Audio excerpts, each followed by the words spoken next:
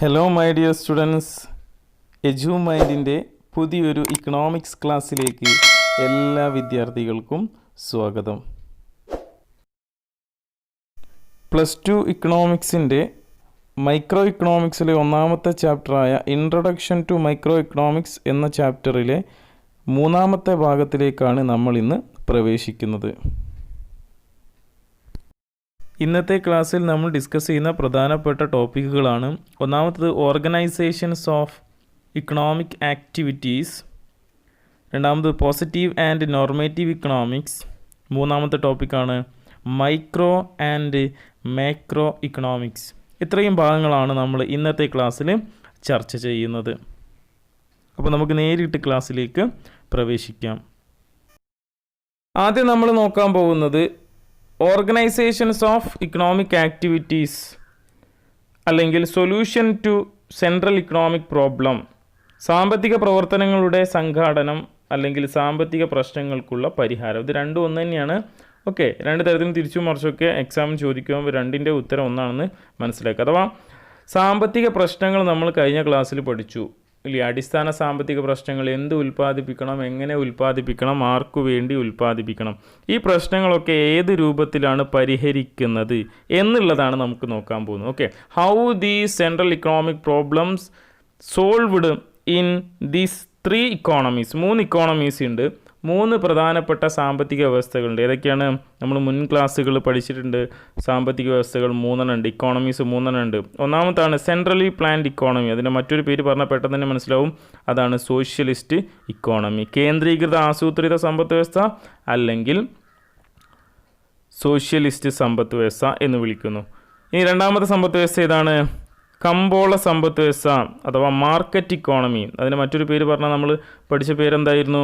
അതാണ് capitalist economy അഥവാ മുതലാളിത്ത സമ്പദ് വ്യവസ്ഥ.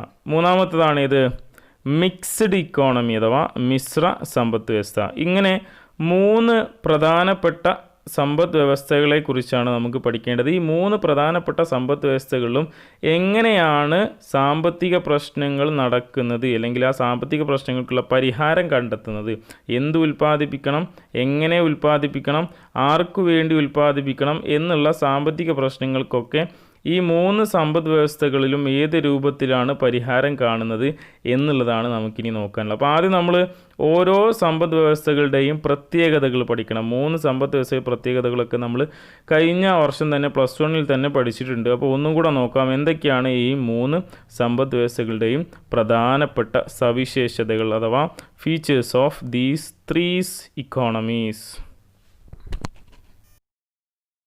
നമുക്ക് ആദ്യത്തെ സമ്പദ് വ്യവസ്ഥയെക്കുറിച്ച് അതിൻ്റെ പ്രത്യേകതയെക്കുറിച്ച് ഡിസ്കസ് ചെയ്യാം. ആദ്യത്തെ സമ്പദ് വ്യവസ്ഥയാണ് സോഷ്യലിസ്റ്റ് സമ്പദ് വ്യവസ്ഥ അഥവാ സോഷ്യലിസ്റ്റ് ഇക്കോണമി എന്ന് പറയുന്നു. അതിൻ്റെ പ്രത്യേകത എന്താണ്? Means of production owned and controlled by government.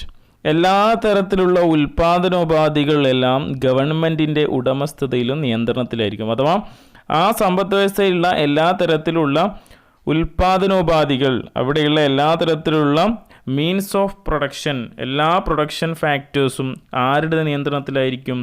ഗവൺമെൻറ്റിൻ്റെ നിയന്ത്രണത്തിൽ. അതായത് എല്ലാ അവകാശവും ഗവൺമെൻറ്റിനായിരിക്കും. സാധനങ്ങളുടെയും സേവനങ്ങളുടെയും സമ്പദ് വ്യവസ്ഥയുടെ കംപ്ലീറ്റ് ഉടമസ്ഥ, അത് നിയന്ത്രിക്കുന്ന അവകാശവും ആർക്കായിരിക്കും?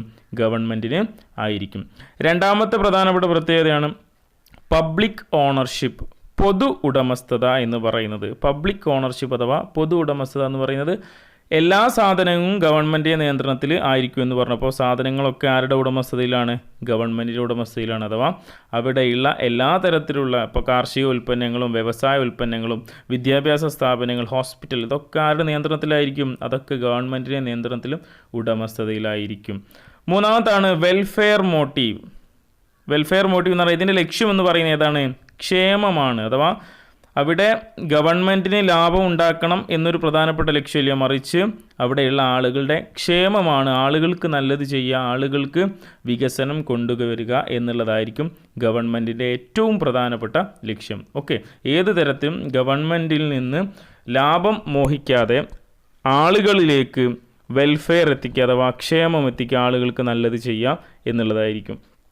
നാലാമത്താണ് economic problem solved by planning or government.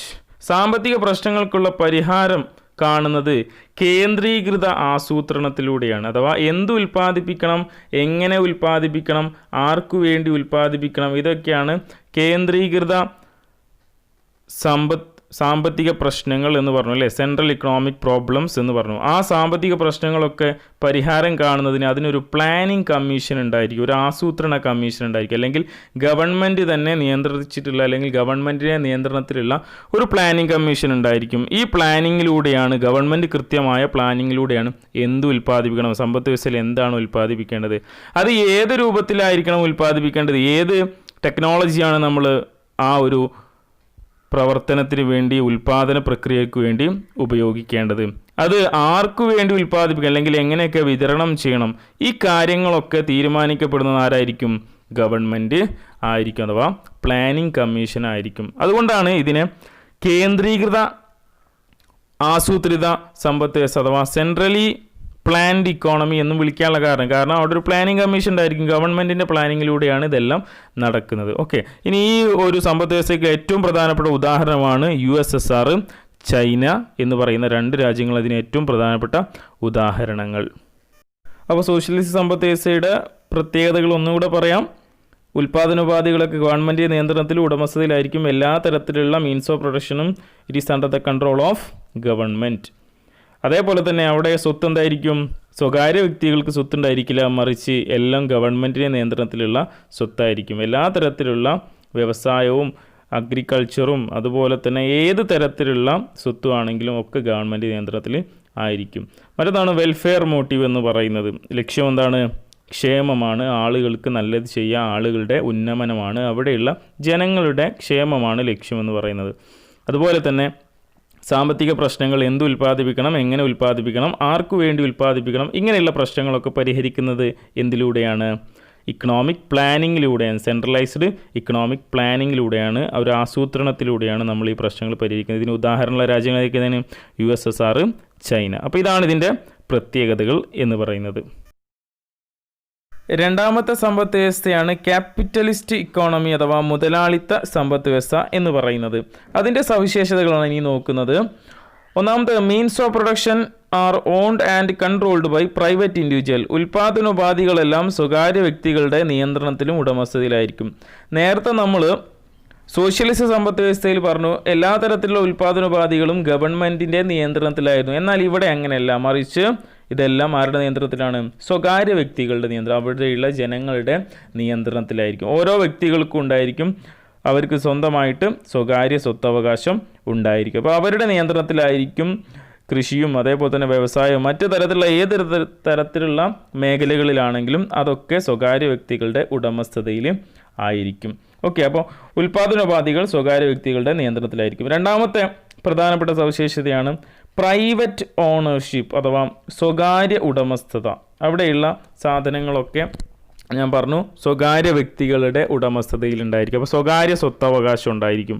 ആളുകളുടെ കീഴിൽ അവർക്ക് അവരുടെ ഉടമസ്ഥതയിലൊക്കെ ഒരുപാട് സ്വത്തവകാശം ഉണ്ടായിരിക്കും, അല്ലെങ്കിൽ ഇങ്ങനെയുള്ള പ്രോപ്പർട്ടീസൊക്കെ ഉണ്ടായിരിക്കും. മൂന്നാമത്താണ് അവരുടെ ലക്ഷ്യം എന്ന് പറയുന്നത് എന്താണ്? ലാഭമാണ്. മുതലാളിമാരുടെ ലക്ഷ്യം എന്താണ്? ലാഭം ഉണ്ടാക്കുക. ഓക്കെ, കച്ചവടം ചെയ്യുന്ന ഇങ്ങനെയുള്ള എന്താണ് ഓണേഴ്സിൻ്റെ ലക്ഷ്യം എന്ന് പറയുന്നതാണ് ഏത് വിധേനയും ലാഭം ഉണ്ടാക്കുക. അവർക്ക് ഗവൺമെൻറ്റിനെ പോലെ നേരത്തെ പറഞ്ഞ പോലെ ക്ഷേമ ലക്ഷ്യമില്ല, ജനങ്ങൾക്ക് നല്ലത് ചെയ്യുക അല്ലെങ്കിൽ ജനങ്ങളുടെ വെൽഫെയർ എന്നല്ല അവരുടെ ലക്ഷ്യം. അവർക്ക് സ്വന്തമായിട്ട് എന്തുണ്ടാക്കുക? ലാഭമുണ്ടാക്കുക, ഏത് വിധേനയും ലാഭമുണ്ടാക്കുക എന്നുള്ളതാണ് ആരുടെ ലക്ഷ്യം? ക്യാപിറ്റലിസ്റ്റിൻ്റെ ലക്ഷ്യം എന്ന് പറയുന്നത്. അതുപോലെ തന്നെ ഇവിടെയുള്ള സാമ്പത്തിക പ്രശ്നങ്ങളൊക്കെ പരിഹരിക്കുന്നത് ഏത് രൂപത്തിലായിരിക്കും? അത് പ്രൈസ് മെക്കാനിസം എന്ന് പറയുന്ന ഒരു സംവിധാനമുണ്ട്. വില സംവിധാനത്തിലൂടെയാണ് അടിസ്ഥാന സാമ്പത്തിക പ്രശ്നങ്ങൾ പരിഹരിക്കപ്പെടുന്നത്. അപ്പോൾ സാമ്പത്തിക പ്രവർത്തനങ്ങൾ അല്ലെങ്കിൽ സാമ്പത്തിക പ്രശ്നങ്ങളായ എന്ത് ഉൽപ്പാദിപ്പിക്കണം, എങ്ങനെ ഉൽപ്പാദിപ്പിക്കണം, ആർക്കു വേണ്ടി ഉൽപ്പാദിപ്പിക്കണം, ഈ പ്രശ്നങ്ങളൊക്കെ പരിഹരിക്കുന്നത് എന്തിലൂടെയാണ്? പ്രൈസ് മെക്കാനിസം അഥവാ വില സംവിധാനം എന്ന ഒരു പ്രക്രിയയിലൂടെയാണ്. അപ്പോൾ വില സംവിധാനം എന്താണെന്നാണ് ഇനി നോക്കാൻ പോകുന്നത്. അപ്പോൾ എന്താണ് വില സംവിധാനം അഥവാ പ്രൈസ് മെക്കാനിസം എന്ന് നോക്കാം. വില സംവിധാനം എന്ന് പറയുന്നത് it is a system where the prices of demand and supply determine the price of commodities. ചോദനവും പ്രധാനവും ചേർന്ന് സാധനങ്ങളുടെ വില നിർണ്ണയിക്കുന്ന കമ്പോള പ്രവർത്തനത്തെയാണ് വില സംവിധാനം എന്ന് പറയുന്നത്. ഇങ്ങനെ പറഞ്ഞു കഴിഞ്ഞാൽ ഒരു സാധനത്തിൻ്റെ വില നിർണ്ണയിക്കപ്പെടുന്നത് ആ സാധനത്തിൻ്റെ ഡിമാൻഡും സപ്ലൈയും തുല്യമാകുന്ന സന്ദർഭങ്ങളിലാണ്. ഡിമാൻഡ് എന്ന് പറയുന്നത് നമുക്ക് ഡിമാൻഡ് ആൻഡ് സപ്ലൈ ഡീറ്റെയിൽ ആയിട്ട് തുടർന്നുള്ള ക്ലാസ്സുകൾ പഠിക്കാണ്ട്. എന്നാലും ജസ്റ്റ് സിമ്പിളായിട്ട് പറഞ്ഞാൽ ഡിമാൻഡ് എന്ന് പറയുന്നത് നമ്മുടെ ഉപഭോക്താക്കൾ വാങ്ങുന്ന സാധനത്തിൻ്റെ അളവ്, ഉപഭോക്താക്കളുടെ ആവശ്യം. ഇനി സപ്ലൈ എന്ന് പറയുന്നത് അത് ഉൽപ്പാദകർ ഉൽപ്പാദിപ്പിക്കുന്നതിൻ്റെ അളവ്. അപ്പോൾ ഇത് രണ്ടും കൂടെ ഒരുമിച്ച് തുല്യമാകണം. ഇത് രണ്ടും കൂടെ ചേർന്നുകൊണ്ടാണ്, അതായത് ഉപഭോക്താക്കളുടെ ആവശ്യവും അതേപോലെ തന്നെ ഉൽപ്പാദകരുടെ ആവശ്യം രണ്ടുപേരും ചേർന്നുകൊണ്ടാണ് എന്ത് ചെയ്യുന്നത്, വില തീരുമാനിക്കപ്പെടുന്നത്. ഇങ്ങനെയാണ് ഒരു മുതലാളിത്ത സമ്പദ് വ്യവസ്ഥയിൽ അടിസ്ഥാന സാമ്പത്തിക പ്രശ്നങ്ങൾക്ക് പരിഹാരം കാണുന്നത്. എന്തിലൂടെയാണ്? വില സംവിധാനം എന്ന് പറയുന്നത് ഡിമാൻഡും സപ്ലൈയും നിർണ്ണയിക്കുന്ന സാധനത്തിൻ്റെ വില. ഇതിനെയാണെന്ന് പറയുന്ന പേരാണെന്ത്? പ്രൈസ് മെക്കാനിസം എന്ന് പറയുന്നത്. ഇതിലൂടെയാണ് മുതലാളിത്ത സമ്പദ് വ്യവസ്ഥയിൽ സാമ്പത്തിക പ്രശ്നങ്ങൾക്ക് പരിഹാരം കാണുന്നത്. മൂന്നാമത്തെ സമ്പദ് വ്യവസ്ഥയാണ് മിശ്ര സമ്പദ് വ്യവസ്ഥ അഥവാ മിക്സ്ഡ് ഇക്കോണമി. മിക്സ്ഡ് ഇക്കോണമി നമുക്കറിയാം, നമ്മൾ പഠിച്ചതാണ്. സോഷ്യലിസത്തിൻ്റെയും ക്യാപിറ്റലിസത്തിൻ്റെയും നല്ല വശങ്ങളെ സ്വീകരിക്കുകയും ചീത്ത വശങ്ങളെ തള്ളിക്കളയുകയും ചെയ്ത സമ്പദ് വ്യവസ്ഥയാണിത് മിശ്ര സമ്പദ് വ്യവസ്ഥ. അപ്പോൾ ഇവിടെ രണ്ട് സമ്പദ് വ്യവസ്ഥയുടെയും പ്രത്യേകതകൾ, സവിശേഷതകൾ ഉണ്ടായിരിക്കും. ഓക്കെ, അപ്പോൾ മിക്സ്ഡ് ഇക്കോണമിയിൽ പ്രധാനപ്പെട്ട സവിശേഷതയാണ്, ഫീച്ചേഴ്സാണ്. ഒന്ന്, means of production controlled and owned by both government and private individual. നമ്മൾ നേരത്തെ പഠിച്ചു, സോഷ്യലിസത്തിൽ ഗവൺമെൻറ് ആണെങ്കിൽ അത് ക്യാപിറ്റലിസത്തിൽ എത്തിയ സമയത്ത് പ്രൈവറ്റ് ഇൻഡിവിജ്വൽ, സ്വകാര്യ വ്യക്തികളായിരുന്നു. അപ്പോൾ മിക്സ്ഡ് ഇക്കോണമിയിൽ എത്തുന്ന സമയത്ത് എങ്ങനെയാണ്? ഇവർ രണ്ട് പേരുടെയും നിയന്ത്രണത്തിലുണ്ടായിരിക്കും. ഉദാഹരണം പറയാം, ഇന്ത്യയിലൊക്കെ അവസ്ഥ രണ്ട് ഉടമസ്ഥതയുണ്ടായിരിക്കും ഇല്ലേ? നമ്മുടെ ഇന്ത്യയിൽ നോക്കി കഴിഞ്ഞാൽ മനസ്സിലാവും, നമുക്ക് സ്വകാര്യ ഹോസ്പിറ്റലുകളും സ്വകാര്യ സ്കൂളുകളും ഉണ്ട്, അതേപോലെ തന്നെ ഗവൺമെൻറ് ഹോസ്പിറ്റലുകളും ഗവൺമെൻറ് സ്കൂളുകളും ഉണ്ട്. അപ്പോൾ രണ്ടിൻ്റെയും നിയന്ത്രണത്തിലുണ്ടായി. ഗവൺമെൻറ് നിയന്ത്രിക്കുന്ന മീൻസ് ഓഫ് പ്രൊഡക്ഷൻ, ഉൽപ്പാദനോപാധികളുണ്ടായിരിക്കും. കൃഷിയും വ്യവസായവും എല്ലാ തരത്തിലുള്ള സാമ്പത്തിക മേഖലകളും രണ്ട് കൂട്ടരും നിയന്ത്രിക്കുന്നുണ്ടായിരിക്കും, ഗവൺമെൻറ്റും സ്വകാര്യ വ്യക്തികളും. ഓക്കെ, അപ്പോൾ രണ്ട് കൂട്ടർക്കും അഥവാ രണ്ട് മേഖലക്കും തുല്യ പ്രാധാന്യം ഉണ്ടായിരിക്കും. രണ്ടാമത്തെ പ്രധാനപ്പെട്ട സവിശേഷതയാണ് both private and public ownership. രണ്ട് ഉടമസ്ഥതയുണ്ടാകും, പൊതു ഉടമസ്ഥതയുണ്ടായിരിക്കും, സ്വകാര്യ ഉടമസ്ഥതയും ഉണ്ടായിരിക്കും. ഓക്കെ, നേരത്തെ പറഞ്ഞ പോലെ തന്നെ ഇന്ത്യയുടെ അവസ്ഥ നോക്കിക്കഴിഞ്ഞാൽ മനസ്സിലാവും, ഇന്ത്യയിൽ ഇത് രണ്ടും ഉണ്ട് ഇല്ലേ? പബ്ലിക് സെക്ടറുണ്ട്, പ്രൈവറ്റ് സെക്ടറുണ്ട്, സ്വകാര്യ മേഖലയുണ്ട്, അതേപോലെ തന്നെ പൊതുമേഖലയും ഇന്ത്യയിൽ നിലനിൽക്കുന്നുണ്ട്. പല മേഖലയിലും, കൃഷിയിലാണെങ്കിലും വ്യവസായത്തിലാണെങ്കിലും വിദ്യാഭ്യാസ രംഗത്താണെങ്കിലും ആരോഗ്യ രംഗത്തൊക്കെ ആണെങ്കിലും ഇത് നമുക്ക് കാണാനായിട്ട് സാധിക്കുന്നുണ്ട്. മൂന്നാമത്തെ പ്രധാനപ്പെട്ട സവിശേഷത എന്താണ്? Profit and welfare motive. നമ്മൾ പഠിച്ചതാണ്, ക്യാപിറ്റലിസത്തിൽ പ്രോഫിറ്റാണ് അല്ലേ, ലാഭമായിരുന്നു ലക്ഷ്യം. അത് സോഷ്യലിസത്തിൽ എത്തിയ സമയത്ത് എന്തായിരുന്നു? അവരുടെ ലക്ഷ്യം വെൽഫെയർ ആയിരുന്നു, ക്ഷേമമായിരുന്നു. എന്നാൽ മിശ്ര സമ്പദ് വ്യവസ്ഥയിൽ ഇത് രണ്ടും ഉൾക്കൊള്ളുന്നുണ്ട്. ഓക്കെ, അവിടെ ലാഭവും വേണം, അതോടൊപ്പം തന്നെ എന്തും വേണം? അവർക്ക് ക്ഷേമവും ഉണ്ടായിരിക്കണം. രാജ്യത്തെ ആളുകൾക്ക് ക്ഷേമം എത്തിച്ചു കൊടുക്കുക എന്നുള്ളതും അതിൻ്റെ ലക്ഷ്യമായിരിക്കും. അപ്പോൾ രണ്ട് ലക്ഷ്യവും ഉണ്ടായിരിക്കും. നാലാമത്തെ പ്രത്യേകത പ്രൈസ് മെക്കാനിസം ആൻഡ് പ്ലാനിങ്. അവിടെയുള്ള സാമ്പത്തിക പ്രശ്നങ്ങൾക്ക് പരിഹാരം കാണുന്നത് രണ്ട് സംവിധാനം ഉണ്ടായിരിക്കും. സാമ്പത്തിക ആസൂത്രണം അഥവാ ഇക്കണോമിക് പ്ലാനിങ്, അത് എവിടെ ഉള്ളായിരുന്നു? സോഷ്യലിസത്തിലുള്ളായിരുന്നു. അത് ഇവിടെ ഉൾക്കൊള്ളുന്നുണ്ട്. അതുപോലെ തന്നെ ഏതുകൊണ്ട്? പ്രൈസ് മെക്കാനിസവും നിലനിൽക്കുന്നുണ്ട്. ഓക്കെ, പ്രൈസ് മെക്കാനിസം, വില സംവിധാനം, ഇത് രണ്ടും നിലനിൽക്കുന്നത്. അതായത് എന്ത് ഉൽപ്പാദിപ്പിക്കണം, എങ്ങനെ ഉൽപ്പാദിപ്പിക്കണം, ആർക്കു വേണ്ടി ഉൽപ്പാദിപ്പിക്കണം തുടങ്ങിയ സാമ്പത്തിക പ്രശ്നങ്ങൾക്ക് പരിഹാരം കാണുന്നത് മുതലാളിത്തത്തിൽ പ്രൈസ് മെക്കാനിസം ആണെങ്കിൽ സോഷ്യലിസത്തിലേതായിരുന്നു? അവിടെ നമ്മൾ കണ്ടത് ആസൂത്രണമായിരുന്നു. അപ്പോൾ മിശ്ര സമ്പദ് വ്യവസ്ഥയിൽ സാമ്പത്തിക പ്രശ്നങ്ങൾക്ക് പരിഹാരം കാണുന്നത് എന്തിലൂടെയാണ്?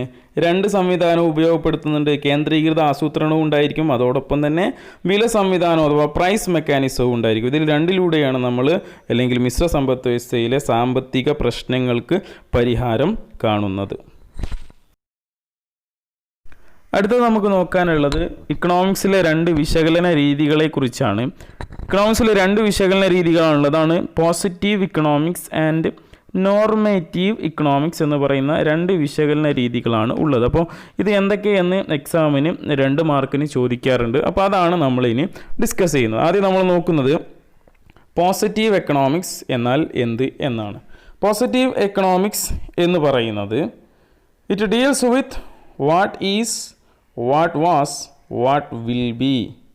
എന്താകുന്നു, എങ്ങനെയായിരുന്നു, എങ്ങനെയായിരിക്കും എന്ന ചോദ്യങ്ങളുമായി വിശകലനം ചെയ്യുന്ന രീതിയാണ് ഇത് പോസിറ്റീവ്. അങ്ങനെ പറഞ്ഞാൽ യഥാർത്ഥ സംഭവങ്ങളെക്കുറിച്ച് അഥവാ ഇപ്പോൾ എക്കോണമി എങ്ങനെയാണോ ഫങ്ഷൻ ചെയ്യുന്നത് അതിനെക്കുറിച്ച് ഡീൽ ചെയ്യുന്ന ഒരു പ്രത്യേക അനാലിസിസ് രീതിയാണിത് പോസിറ്റീവ് ഇക്കണോമിക്സ്. ഉദാഹരണം പറഞ്ഞാൽ ദാരിദ്ര്യം, ഇപ്പോൾ ദാരിദ്ര്യം എങ്ങനെയാണ്, അതേപോലെ തൊഴിലില്ലായ്മ വർദ്ധിച്ചു വരുന്നുണ്ടെങ്കിൽ അത്, അങ്ങനെയുള്ള ഇപ്പോഴത്തെ അവസ്ഥയെക്കുറിച്ച് നമ്മൾ കൃത്യമായി പഠിക്കുന്നതാണിത് പോസിറ്റീവ് എക്കണോമിക്സ് എന്ന് പറയുന്നത്. Okay, it deals with actual situation without value judgement. ഇവിടെ വാല്യൂ ജഡ്ജ്മെൻറ്റ് സാധ്യമല്ല. പോസിറ്റീവ് എക്കണോമിക്സിൽ മൂല്യനിർണ്ണയം സാധ്യമല്ല. യഥാർത്ഥ അവസ്ഥ എന്താണോ അത് മാത്രമാണ് പറയുന്നത്.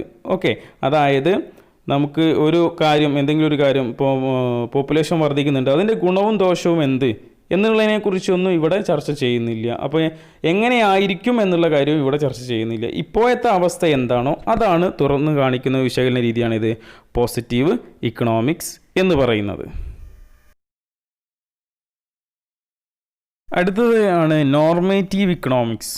നോർമേറ്റീവ് ഇക്കണോമിക്സ് എന്ന് പറയുന്നത് deals with what should be or what ought to be or what must be. ഇങ്ങനെയുള്ള ചോദ്യങ്ങളുമായി ബന്ധപ്പെട്ട വിശകലന രീതി. എന്തായിരിക്കണം, എങ്ങനെയായിരിക്കും എന്നീ ചോദ്യങ്ങളുമായി വിശകലനം ചെയ്യുന്നു. It is based on value judgement. ഇവിടെ മൂല്യനിർണ്ണയം സാധ്യമാണ്. അഥവാ ഒരു സാമ്പത്തിക വ്യവസ്ഥയിൽ എന്തെങ്കിലും കാര്യം പറയുകയാണെങ്കിൽ അതിൻ്റെ ഗുണവും ദോഷവും വാല്യൂ ജഡ്ജ്മെൻറ്റ് ഉണ്ടായിരിക്കും. നേരത്തെ പറഞ്ഞ പോസിറ്റീവ് എക്കണോമിക്സിൽ അങ്ങനെയല്ല, വാല്യൂ ജഡ്ജ്മെൻറ്റ് ഇല്ല. യഥാർത്ഥ സിറ്റുവേഷൻ മാത്രമേ പറയുന്നുള്ളൂ വിത്തൗട്ട് വാല്യൂ ജഡ്ജ്മെൻറ്റ് എന്ന് നമ്മൾ നേരെ. പക്ഷേ ഇവിടെ വാല്യൂ ജഡ്ജ്മെൻറ്റ്, മൂല്യനിർണ്ണയം സാധ്യമാണ്. അപ്പോൾ വാട്ട് ഈസ് എന്ന ചോദ്യം, വാട്ട് ഈസ് അല്ലേ, എന്ത് എന്നുള്ള ചോദ്യം എവിടെ ആയിരിക്കും പോസിറ്റീവ്. എന്നാലോ വാട്ട് ഔട്ട് ടു ബി, അതേപോലെ തന്നെ what should B, what must B, എന്തായിരിക്കും, എങ്ങനെയായിരിക്കും, എങ്ങനെയാണ് ഒരു ഇക്കോണമി, എങ്ങനെയായിരിക്കണം ഒരു ഇക്കോണമി പ്രവർത്തിക്കേണ്ടത്, ഒരു സമ്പദ് വ്യവസ്ഥ എങ്ങനെയായിരിക്കണം ഫങ്ഷൻ ചെയ്യുക, അങ്ങനെ എങ്ങനെയായിരിക്കണം, എന്തായിരിക്കണം, അങ്ങനെയുള്ള ചോദ്യങ്ങളുമായി ബന്ധപ്പെട്ട വിശകലന രീതിയാണ് നോർമേറ്റീവ്. പോസിറ്റീവ് പറഞ്ഞാൽ എന്ത്, അതേപോലെ തന്നെ എങ്ങനെയായിരുന്നു, അതാണ് പോസിറ്റീവ് എന്ന് പറയുന്നത്. നോർമേറ്റീവോ എങ്ങനെയായിരിക്കണം, എന്തായിരിക്കണം. ഓക്കെ, അങ്ങനെയുള്ളൊരു പ്രിഡിക്ഷൻ രീതിയാണ് ഇതിലുള്ളത് നോർമേറ്റീവ് ഇക്കണോമിക്സിൻ്റെ വിശകലന രീതിക്ക്. അപ്പോൾ ഇത് ശരിക്കും മനസ്സിലാക്കി വെക്കാം. 2 മാർക്കിന് ഈ ചാപ്റ്ററിൽ നിന്ന് ചോദിക്കാൻ സാധ്യതയുള്ളൊരു ഭാഗമാണ് positive economics and normative economics. ഈ ചാപ്റ്ററിൽ അവസാനമായിട്ട് പഠിക്കാനുള്ളതാണ് എക്കണോമിക്സിൻ്റെ 2 ബ്രാഞ്ച് ഓഫ് സ്റ്റഡി. അതാണ് micro economics and macro economics. എക്കണോമിക്സിന് 2 തരത്തിലുള്ള ശാഖകളാണ് നമുക്ക് ഈ വർഷത്തിൽ നമുക്ക് +2 പഠിക്കാനുള്ളതാണ്. മൈക്രോ എക്കണോമിക്സും മാക്രോ എക്കണോമിക്സ്. സൂക്ഷ്മ സാമ്പത്തിക ശാസ്ത്രമെന്നും സ്ഥൂല സാമ്പത്തിക ശാസ്ത്രമെന്നും മലയാളത്തിൽ പറയും. Micro economics and macro economics എന്നീ 2 പദങ്ങൾ ആദ്യമായിട്ട് ഉപയോഗിച്ച സാമ്പത്തിക ശാസ്ത്രജ്ഞനാണ് റാഗ്നർ ഫ്രിഷ്. 1933 ഈ പദം ഉപയോഗിച്ചുള്ളത്. അപ്പം ഇദ്ദേഹമാണ് ഈ ഒരു 2 വേർഡ്സും ആദ്യമായിട്ട് ഉപയോഗിച്ചെന്ന് ഓർത്ത് വെക്കുക. 1 വേർഡിന് ചിലപ്പോൾ ചോദിക്കാൻ സാധ്യതയുള്ള ഒരു ചോദ്യമാണ്. ഇനി നമുക്ക് മൈക്രോ ഇക്കണോമിക്സിൻ്റെ പ്രധാനപ്പെട്ട പോയിന്റുകൾ പഠിക്കാം. ആദ്യമായിട്ട് The word microeconomics derived from the Greek word micros, which means small. ചെറുത് എന്ന് അർത്ഥം വരുന്ന ഗ്രീക്ക് പദമായ മൈക്രോസ് എന്ന പദത്തിൽ നിന്നാണ് മൈക്രോ എന്ന പദം ഉത്ഭവിച്ചത്. അപ്പോൾ മൈക്രോ എന്ന പദം ഉണ്ടായത് ഉരുത്തിരിഞ്ഞു വന്നത് ഏത് ഗ്രീക്ക് പദമായിട്ടുള്ള ഏതിൽ നിന്നാണ്? മൈക്രോസ്. ഓക്കെ, സിക്ക് പകരം എന്താണ്? കെ ആണ് ഉപയോഗിക്കുന്നത്. എന്താ മൈക്രോസിൻ്റെ അർത്ഥം? ചെറുത് എന്നാണ് മൈക്രോസിൻ്റെ അർത്ഥം. എന്താ അടുത്ത point? It study small individual economic unit. അതാണ് ഏറ്റവും പ്രധാനപ്പെട്ട പോയിന്റ്. മൈക്രോ എക്കണോമിക്സ് എന്ന് പറഞ്ഞാൽ it is A branch of economics which studies small individual economic unit. ചെറിയ വ്യക്തിഗത സാമ്പത്തിക യൂണിറ്റുകളെ കുറിച്ച് പഠിക്കുന്ന പഠനശാഖയാണ് ഇത് മൈക്രോ എക്കണോമിക്സ്. ഇവിടെ പഠിക്കുന്ന എന്തിനെ കുറിച്ചായിരിക്കും? എക്സാമ്പിൾ, ചെറിയ യൂണിറ്റുകൾ എന്ന് പറഞ്ഞാൽ ഇൻകം ഓഫ് എ പേഴ്സൺ, ഒരു വ്യക്തിയുടെ വരുമാനം. പ്രൈസ് ഓഫ് എ കമ്മോഡിറ്റി, ഒരു സാധനത്തിൻ്റെ വില. ഡിമാൻഡ് ഫോർ എ ഗുഡ്, ഒരു സാധനത്തിൻ്റെ ചോദനം. സപ്ലൈ ഓഫ് എ ഗുഡ്, ഒരു സാധനത്തിൻ്റെ പ്രധാനം. ഇങ്ങനെയുള്ള ഒന്നിനെക്കുറിച്ച്, അല്ലെങ്കിൽ ഒരു ലേബറിൻ്റെ വേജ്, ഇങ്ങനെയുള്ള ചെറിയ യൂണിറ്റുകളെ കുറിച്ചുള്ള എക്കണോമിക് യൂണിറ്റ്, സാമ്പത്തിക യൂണിറ്റുകളെ കുറിച്ചുള്ള പഠന രീതിയാണ് ഇത് മൈക്രോ എക്കണോമിക്സ് എന്ന് പറയുന്നത്. അപ്പോൾ ഒന്നുകൂടെ പറഞ്ഞുതരാം. മൈക്രോ എക്കണോമിക്സ് എന്ന പദം ഉത്ഭവിച്ച് മൈക്രോസ് എന്ന ഗ്രീക്ക് പദത്തിൽ നിന്ന് ചെറുതു എന്നാണ് അതിൻ്റെ അർത്ഥം. പിന്നീട് പറഞ്ഞു ചെറിയ ചെറിയ സാമ്പത്തിക യൂണിറ്റുകളെ കുറിച്ചാണ് മൈക്രോ എക്കണോമിക്സിൽ പഠിക്കുന്നത്. ഏതൊക്കെയാണ് എക്സാമ്പിൾ? ഒരാളുടെ വരുമാനം അല്ലേ, അതേപോലെ തന്നെ ഒരു സാധനത്തിൻ്റെ വില, ഒരു സാധനത്തിൻ്റെ ചോദനം, ഇങ്ങനെയുള്ള ചെറിയ ചെറിയ യൂണിറ്റുകളെ കുറിച്ചുള്ള പഠനമാണ് മൈക്രോ എക്കണോമിക്സ്. സാമ്പത്തിക ശാസ്ത്രത്തിൻ്റെ അടുത്ത ശാഖയാണ് മാക്രോ ഇക്കണോമിക്സ് അഥവാ സ്ഥൂല സാമ്പത്തിക ശാസ്ത്രം എന്ന് പറയുന്നത്. അതിൻ്റെ പ്രത്യേകത നോക്കാം. The word macro is derived from the Greek word macros which means large. വലുത് എന്ന അർത്ഥം വരുന്ന ഗ്രീക്ക് പദമായ മാക്രോസ് എന്ന പദത്തിൽ നിന്നാണ് എന്ത് ഉത്ഭവിച്ചത്? മാക്രോ എന്ന പദം ഉത്ഭവിച്ചത്. അപ്പോൾ വലുത് എന്നാണ് അതിൻ്റെ മീനിങ്. അപ്പോൾ അതിൽ തന്നെ ഉണ്ട് വലിയ വലിയ കാര്യങ്ങളെക്കുറിച്ചാണ്, മൊത്തത്തിലാണ് പഠിക്കുക, ടോട്ടലായിട്ട് പഠിക്കുക. നേരത്തെ നമ്മൾ പറഞ്ഞു ചെറിയ സാമ്പത്തിക യൂണിറ്റുകളെക്കുറിച്ചാണ് മൈക്രോ എക്കണോമിക്സിൽ പഠിക്കുന്നതെങ്കിൽ it studies economy as a whole. Macro economy എന്തിനെക്കുറിച്ചാണ് പഠിക്കുന്നത്? സമ്പദ് വ്യവസ്ഥയെ മൊത്തത്തിൽ പഠിക്കുന്നു, അഥവാ ആകെ ടോട്ടലായിട്ടാണ് പഠിക്കുന്നത്. നേരത്തെ നമ്മൾ പഠിച്ചാണ് നേരത്തെ വ്യക്തിഗത വരുമാനമായിരുന്നു പഠിച്ചെങ്കിൽ ഇവിടെ എന്താ പഠിക്കുന്നത്? National income. ഓക്കെ, അതായത് ഒരാളുടെ വരുമാനമല്ല പഠിക്കുന്നത്, മറിച്ച് ഒരു രാജ്യത്തിൻ്റെ മൊത്തത്തിലുള്ള വരുമാനത്തെക്കുറിച്ചാണ് ഇവിടെ പഠിക്കുന്നത്.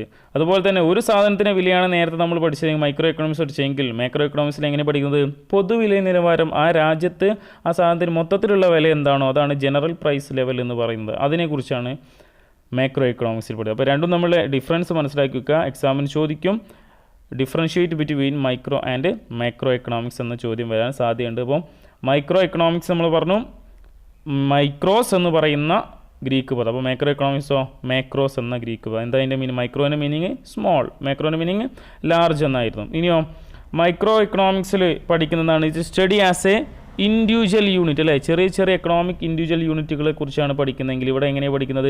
It study economy as a whole, സമ്പദ് വ്യവസ്ഥയെ മൊത്തത്തിലാണ് പഠിക്കുന്നത്.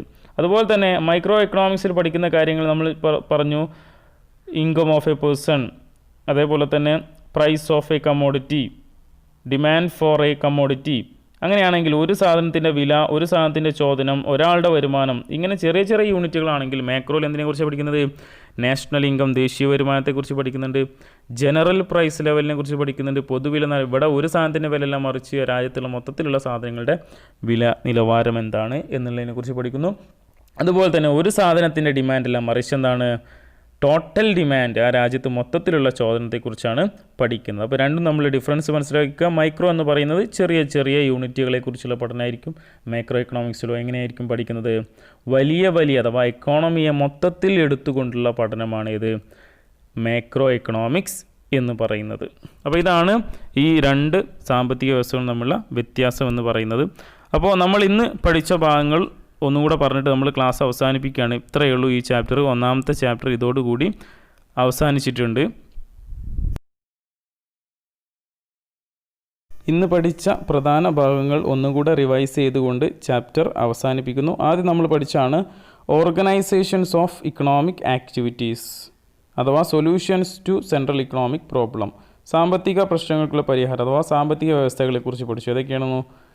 Capitalist economy, socialist economy and mixed economy. ഇങ്ങനെയുള്ള 3 തരം സമ്പദ് വ്യവസ്ഥകളെക്കുറിച്ച് പഠിച്ചു. പിന്നീട് നമ്മൾ പഠിച്ചതാണ് positive economics and normative economics. Positive economics പറഞ്ഞാൽ എന്ത്, എങ്ങനെയായിരിക്കും, ഇങ്ങനെയുള്ള ചോദ്യങ്ങൾക്കൊക്കെ ഉത്തരം നൽകുന്ന ഇക്കണോമിക്സ് ആണ് ഇത് പോസിറ്റീവ് ഇക്കണോമിക്സ്. അവിടെ വാല്യൂ ജഡ്ജ്മെൻറ്റ് ഇല്ല എന്ന് പറയും. നോർമേറ്റീവ് എന്ന് പറഞ്ഞു കഴിഞ്ഞാൽ എങ്ങനെയായിരിക്കണം, എന്തായിരിക്കണം എന്ന ചോദ്യങ്ങളുമായി വിശകലനം ചെയ്യുന്ന രീതിയാണ് നോർമേറ്റീവ് ഇക്കണോമിക്സ്. അവിടെ എന്തുണ്ട്? വാല്യൂ ജഡ്ജ്മെൻ്റ് ഉണ്ട്, മൂല്യനിർണ്ണയം ഉണ്ടായിരിക്കും. ഇനി മൈക്രോ ഇക്കണോമിക്സും മാക്രോ ഇക്കണോമിക്സും 2 സാമ്പത്തിക ശാസ്ത്ര ശാഖകളാണ്. അതിൻ്റെ വ്യത്യാസവും പറഞ്ഞു. മൈക്രോ ഇക്കണോമിക്സ് മൈക്രോയിൽ ചെറിയ ചെറിയ യൂണിറ്റുകളാണെങ്കിൽ മാക്രോ ഇക്കണോമിക്സിൽ സമ്പത്ത് വ്യവസ്ഥയെ മൊത്തത്തിൽ എടുത്തുകൊണ്ടുള്ള പഠനമായിരിക്കും. അപ്പോൾ നമ്മുടെ ഒന്നാമത്തെ ചാപ്റ്റർ അവസാനിച്ചിരിക്കുകയാണ്. ഇത്രയും ഭാഗമാണ് നമുക്ക് ഒന്നാമത്തെ ചാപ്റ്റർ പഠിക്കാനുള്ളത്. ഇതോടുകൂടി നമ്മുടെ ഈ ചാപ്റ്റർ അവസാനിച്ചിരിക്കുകയാണ്. വളരെ സന്തോഷത്തോടു കൂടി ഈ ചാപ്റ്റർ അവസാനിപ്പിക്കുകയാണ്. നിങ്ങൾക്ക് എല്ലാവർക്കും കൃത്യമായിട്ട് മനസ്സിലായി എന്ന് കരുതുന്നു. ഇതുവരെയുള്ള ഭാഗങ്ങളുടെ കൃത്യമായ നോട്ട്സ് എഴുതിയെടുക്കുക. ഏതെങ്കിലും ഭാഗത്ത് നിങ്ങൾക്ക് സംശയങ്ങളുണ്ടെങ്കിൽ ചോദിക്കാവുന്നതാണ്, കമൻസ് ആയിട്ട് രേഖപ്പെടുത്താവുന്നതാണ്. ക്ലാസ്സിൻ്റെ അഭിപ്രായങ്ങളൊക്കെ എന്തെങ്കിലും ഡൗട്ട്സ് ഉണ്ടെങ്കിൽ ചോദിക്കാവുന്നതാണ്. അപ്പോൾ ഇത്രയും കാര്യങ്ങളാണ് ഈ ചാപ്റ്ററിൽ പറയാനുള്ളത്. നമ്മുടെ ചാനൽ തീർച്ചയായിട്ടും സബ്സ്ക്രൈബ് ചെയ്യുക. അതോടൊപ്പം തന്നെ ഇനിയും അടുത്ത ക്ലാസ്സുകളിൽ നമുക്ക് വീണ്ടും മറ്റൊരു വീഡിയോയിൽ കണ്ടുമുട്ടാം എന്ന പ്രതീക്ഷയോട് കൂടി അവസാനിപ്പിക്കുന്നു. Thank you my dear students.